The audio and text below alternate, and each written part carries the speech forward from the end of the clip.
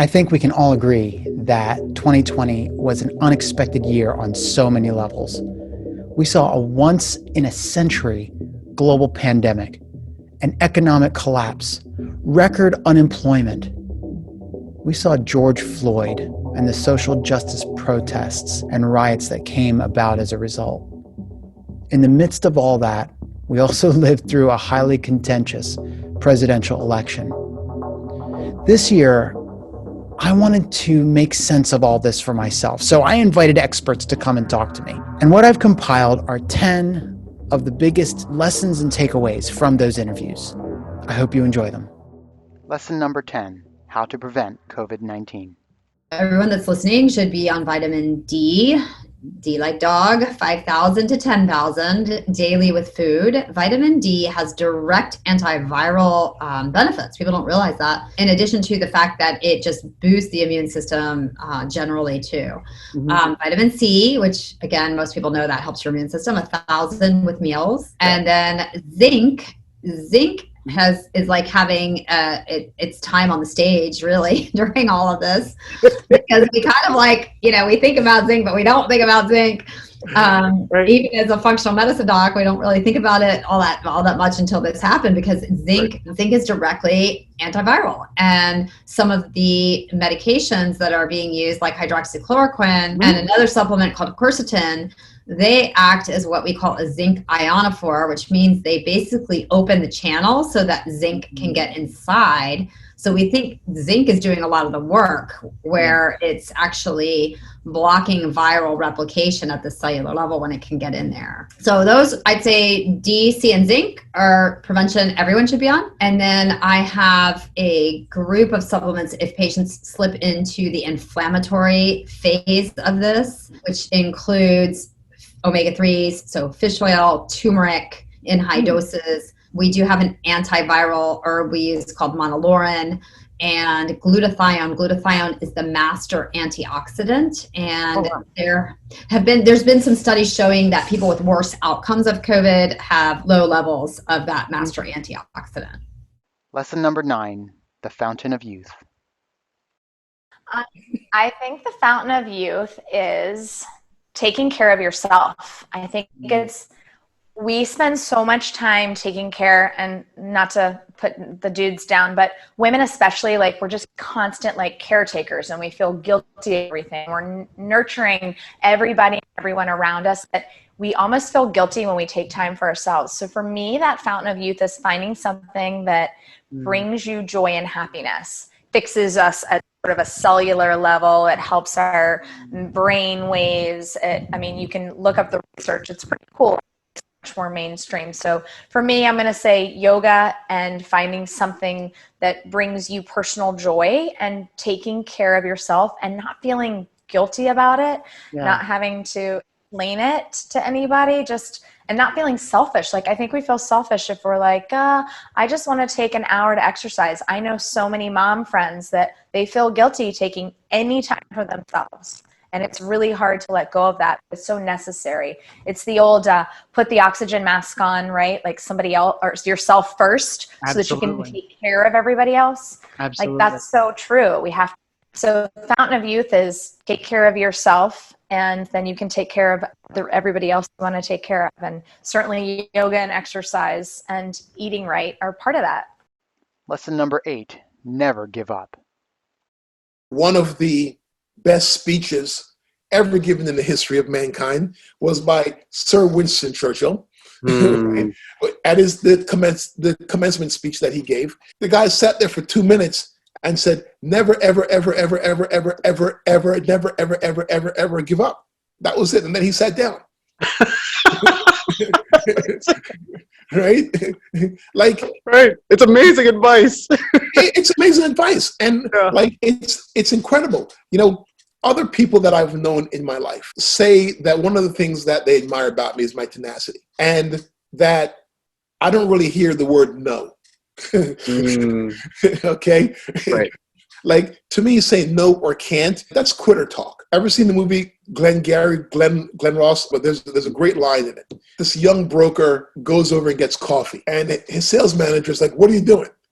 He's like, I'm getting coffee. He goes, put that down. Coffee's for closers. You're a loser. Get back. Until you start closing deals, you don't get any coffee. Right? Coffee's for closers. Coffee's for closers. Right? That's brilliant. My guys and I, always make, we always used to make that joke, right? And it's incredible to me how many people give up, or as my friend Michael Untermeyer pointed out to me when we began this journey, just don't show up. If you believe in something, if you want to do something with your life, you need to pursue that avenue and do not let anyone tell you otherwise. Lesson number 7, follow your curiosity. Follow your curiosity instead of your passion. So, and the reason I say that is I received some really an awareness and wonderful advice through my favorite author, Elizabeth Gilbert, who wrote Eat, Pray, Love. And she was giving a talk where she said she used to be what she calls a passion bully, right? So she used to always tell people that trite advice of follow your passion. That's how you should find the meaning of your life, or the right career, right? Follow your passion. We hear that a lot. Yes, but I think a lot of people get disillusioned by that because they don't know what that is. And then they feel like a loser, right? Because they're like, well, I guess I don't have one, right? So she was giving a talk and she said, I don't say that anymore. Now I realize you just need to follow your curiosity. What are you interested in? What is fascinating to you? What do you want to know more about? And just be open and be curious in the world, like a child almost. And that just might lead you to your passion. But we put overemphasis on having this one set path and this one passion, and that's just what you got to do with your life, right? And come away from that and just have a mindset of curiosity. And that's when I really think about that, that's what got me where I am today, because I had the boldness to say, well, I wonder what would happen if I started my own business. Would people sign up? Would I enjoy it? Would I be good at it? That's curiosity. I followed my curiosity to see if that was going to be my passion, right? And it turns out that it was. And if it hadn't been, that's okay. I think that emphasizing curiosity over passion is so much more productive and more freeing. And so that's my advice to the world. Lesson number 6, an exercise in humility. People smarter than me have said maybe the best question to ask yourself or anyone else is, what's the one thing you're most afraid of? Or what's the one thing you're most ashamed of that you've done in your life? Because that, embarrassment typically is in front of others. Yeah. But shame is more inside you. It's more internal. Right. And ultimately the person you have to be with 24 hours a day is yourself. Right. And so I think you have to get back into that kind of territory. What are you ashamed of? What are you afraid of? That's going to be rich territory, because there'll be something there. Yeah. Biggest regret. There's going to be something there in every single instance. And you may not be able to resolve it. We don't get to live a perfect life. Right. Maybe you have, Mark, but I haven't quite managed it. Not at all. And so that's rich territory, and that's homework worth doing. And you maybe can't do it every hour of every day because it can be painful work. Right. But even a little bit of it, even one spadeful out in the garden of that work might be a bumper crop someday down the road. Lesson number 5, suffering and identity. I mean, I'm just now somewhat feeling normal after moving, losing my mom last year, basically acting as a caretaker, that being my entire identity. I'm rediscovering myself. You have to rediscover yourself. You are not the you were before that whatever tragedy happened. I'm a different person. Wow. I'm not. That person is gone. That me, the Myles, that whole identity that was tied into, Northern Virginia in many cases was my whole life. Where I grew up out there. Now, and all my family is gone. My grandmother moved out, everybody. So one thing I've done too is just, I had to stay away from certain things that triggered all these emotions all the time. There's an Incubus song called New Skin, and I think that's very accurate, to what's talking about is the you that comes out at the end. The other side of it is not the same you.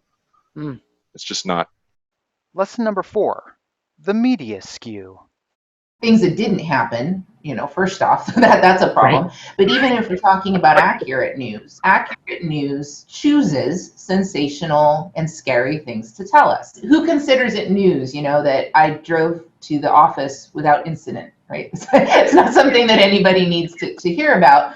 So we hear about scary things and we hear about bad things much more often than they occur, completely out of balance in terms of how often we hear about those things versus non-occurrences and safe, good outcomes. Yeah. And so that has the impact of dramatically skewing our perception of the likelihood of things. So this impacts things like our concern over something like being the victim of a terrorist attack. Mm-hmm. That's frightening. It's a terrible thought. Extremely unlikely. You were far, far, far more likely to fall in your bathroom and die from that than you are to be in a terrorist attack. But nobody walks around fearing that. And it just has to do with the fact that you don't see constant news coverage of people falling in their own bathrooms at home. And so this is, so this really turns our perception of risk on its head and makes it quite difficult when it comes to things that are risky but are not photogenic in a sense. So something like medical errors is an example I use sometimes. Far more people are injured and even die as a result of medical errors than of something like car accidents or certainly terrorist attacks. And I think if you look at the stats, even gun violence is lower than medical errors. And most people don't know that. Most people don't feel fearful. It's just an example of where the amount of emotion and fear we have about something is a result of the discussion around it, the news coverage, not actual data. Lesson number 3, how to turn down the volume in social media. At the fundamental level, we all engage in bias. This is actually something I've written about before. So, because you can seem overwhelming and you say, well, I can't go against Russia, I'm just an individual. Right. It's like, no, you can be nice to people on Facebook. You can actually think twice about what you just said in a comment on Twitter. You can actually be a lot of times people are really great people in person, and then you put them in a digital environment. For some reason, this other side of it comes off. Turn it off, right? And when you see your friends doing it, ask them to stop. Right. So imagine if we all just did that. Would we decrease the volume? Wow. Right. Yeah. So we really all can do something. Lesson number 2, the impediment to confidence. I think that the biggest impediment is that when people fail at a task, they determine that failure is instead of saying, it's like, again, my kids on a math test, they get a bad grade on a math test, and they can either say, I did bad on that test, on that concept, that piece of material, or they could say, I'm bad at math. And I think if people that are confident recognize they attribute bad outcomes to either they were unprepared and they could have done more beforehand, or it's just a one-off, a bad day. I was sick that day, I didn't study as much as I should have, or whatever, blah blah blah. So I think that's the biggest impediment, is that people overgeneralize failure causes. Lesson number 1, a life well lived. What do you want most for your life? Right now, I think it's joy. Yeah. I don't know that I think given the current circumstances, always feel that joy. But I've learned through not practicing and as an attorney in the last 10 years and all that, is that life is really lived in sort of what I call the mundane, right? The everyday stuff. And that's really where the joy is. We can seek and, the big things, the big accomplishments and all that. But when you look at sort of the everyday and you see, your child smiling, hugging your husband, or spending time with family, having a good meal, or drinking my coffee on the patio. Or whatever it is. Those are the little things that bring joy. And when you can sort of look at all those and add them up, then I think you have a good life. I hope you enjoyed these 10 lessons. What did you think? Did any of these resonate with you? Let me know in the comments below. Were there more lessons? Absolutely. Over the holidays, I want to invite you to look deeper into these interviews. Take some time, dig into them. I promise you, it won't be a waste of your time whatsoever. If you love to learn as much as I do, you'll really, really enjoy them. In the meantime, I wish you all nothing but blessings over this holiday season. I love you all. See you next year.